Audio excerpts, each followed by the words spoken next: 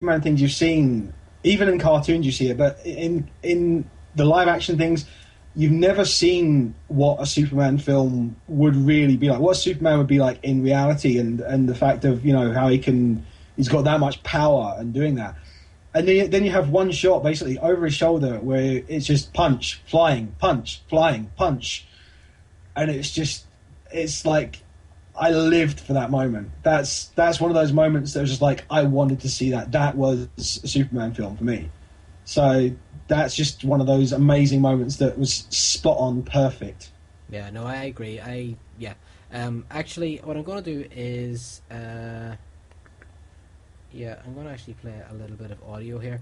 What I'm going to do, actually, guys, is I'm going to ask you both to mute your microphones just for a minute. I'm going to play a wee bit of audio here. We'll come back after this. Because just talking about Man of Steel, it's an interesting way of leading in. One of the biggest things in 2013 for me wasn't just the Man of Steel movie. I really enjoyed Man of Steel, and we've talked about that so much on the show. But it had to be the trailer. Yeah. It had to be that trailer, the full, because we got the little teaser trailers then when I think it was trailer 3 hit, and it had the Superman theme in it. It had the dialogue, it had the theme, it had everything, and I'm going to actually play a little bit of the audio from that now. This is definitely one of my magic moments of 2013.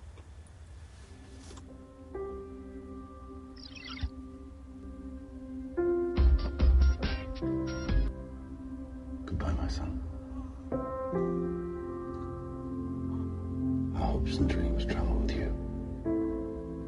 He'll be an outcast. They'll kill him. How? He'll be a god to them.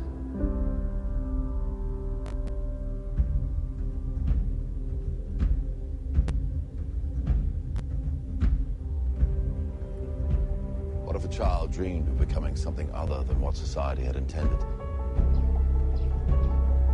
What if a child aspired to something greater?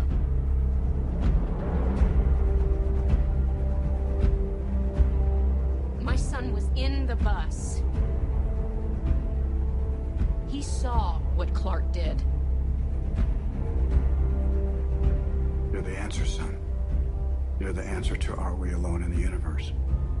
Can I just keep pretending I'm your son? You are my son. And I have to believe that you were sent here for a reason. And even if it takes the rest of your life, you owe it to yourself to find out what that reason is. How do you find someone who has spent a lifetime covering his tracks? For some, he was a guardian angel. For others, a ghost who never quite fit in. You will give the people of Earth an ideal to strive towards. They will race behind you. They will stumble. They will fall. But in time, they will join you in the sun. In time, you will help them accomplish wonders.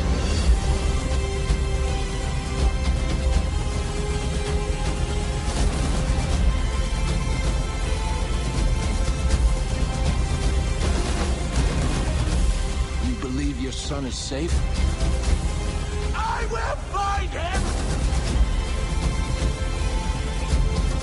My father believed if the world found out who I really was, it'd reject me. He was convinced that the world wasn't ready. What do you think? What's the S stand for? It's not an S. On my world, it means hope. Well, here it's an S. How about Excuse me.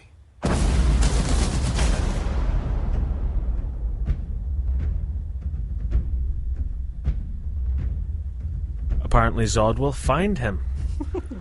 Yes, I mean that I could watch that trailer. I could just watch that trailer. It is a masterclass in editing. Yeah, it really is. It's superb. So guys, you back with us? Yep. Excellent.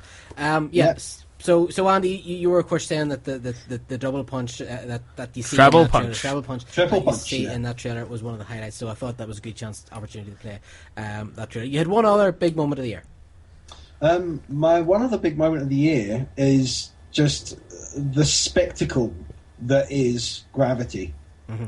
because it's not just a film, it is an experience. And I get people going on about, it doesn't have much of a plot. It's not meant to have much of a plot. It's a disaster film. It's like, show me any disaster film other than Roland Emmerich ones that actually have any kind of plot in them at all. And there's plot in Roland Emmerich movies? When did this happen? No, I'm just dispelling his because you just know he doesn't have any in his. But it has more plot than a disaster film should, and it's got sequences in it that are just absolutely spellbinding. It's like I remember when I was a kid. I'm showing my age now, but I remember when I was a kid going to theme parks with my parents and seeing these things where you stood in a big projection hall and then they projected a roller coaster on the screen, and you had that feeling. You're standing there and you start feeling like leaning over when it goes around corners and stuff. Your body starts reacting in that way. That is what Alfonso Cuarón did with Gravity, is to create an experience that you felt everything that was going on the screen with the 3D. Mm-hmm. And even James Cameron said it is the best space film that has ever been made. And he's right, it is. Yeah, I mean, Stuart, I think you would very much agree with that. Yep. Okay. Stuart! What? Come on.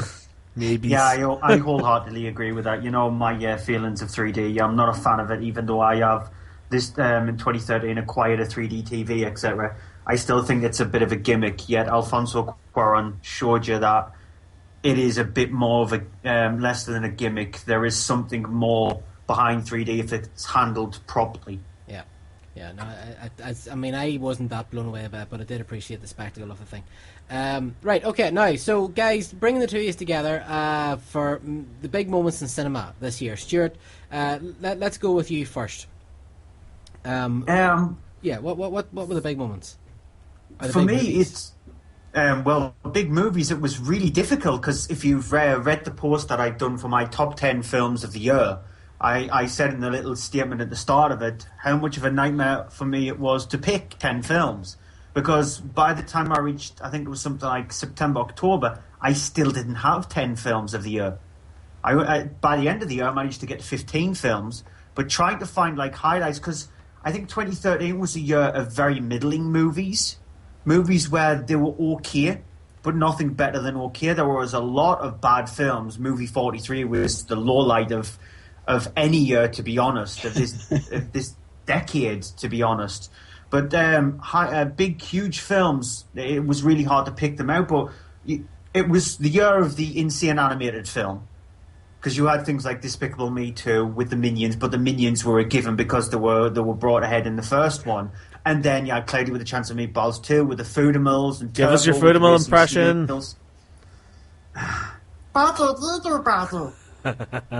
Brilliant. Worth the price of admission. Child. Yep. And Turbo with the Racing Snails. And then you had Freebirds with the time-travelling turkeys. So it was the year of the pretty insane animated films. You also had the resurgence of musicals, because there was quite a few musicals, specifically the highlights being Les Miserables and Sunshine on Leith. And Frozen, the musical numbers in Frozen. And Frozen, I think, was a highlight for me when it came to animated films, because that film is just Disney back to its best. Because Pixar, in my opinion, were always the second best animated studio in the world, and now Disney have showed Pixar how to do it. And so Disney back to their best, I think, was a huge thing for animation in 2013 and film, because Disney became the big powerhouse that it once used to be.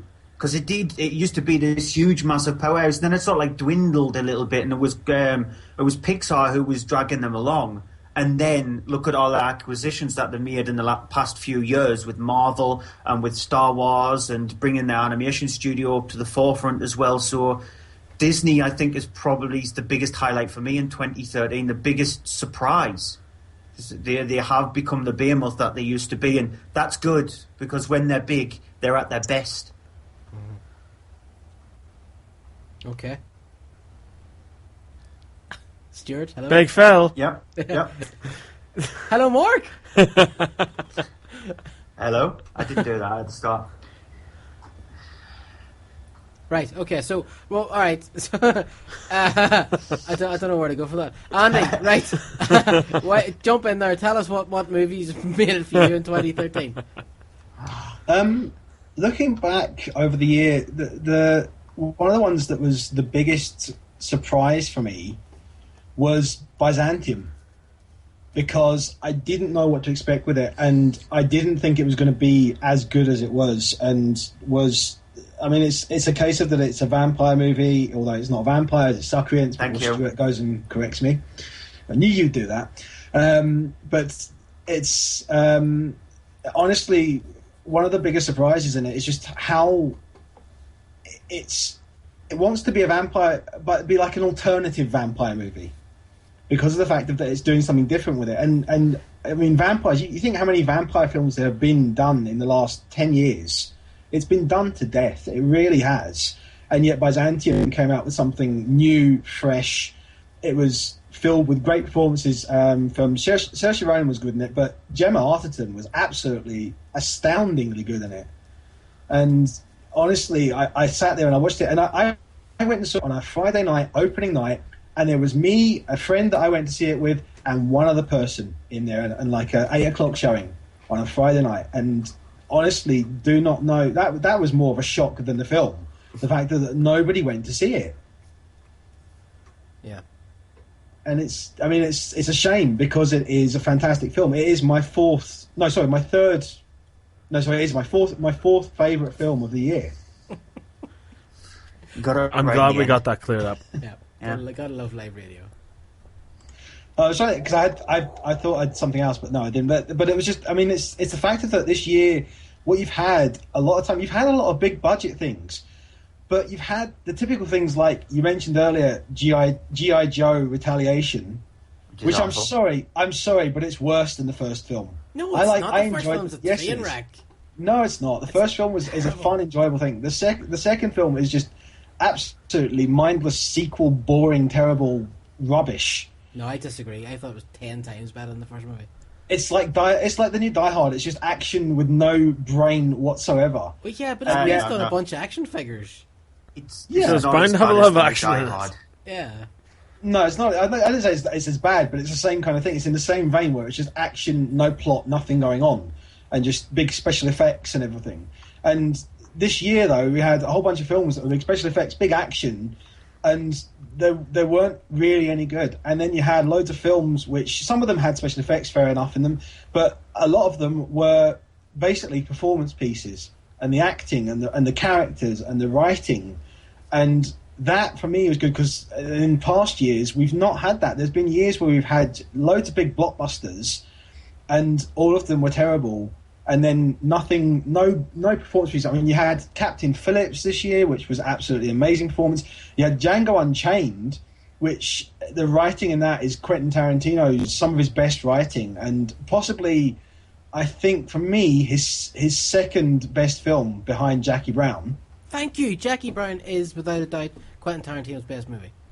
Thank you. I agree. Yeah. Someone else. Saxon's nodding here as well. You agree? I agree. Yeah. Yeah. I love Jackie Brown. It's such a good movie. You had a film as well, which was a real surprise because of the fact that the topic is very, very dicey, and it's a first-time director, and he wrote it and acted in it, and that was Joseph Gordon-Levitt in Don John, which is it's about a guy who is addicted to internet porn.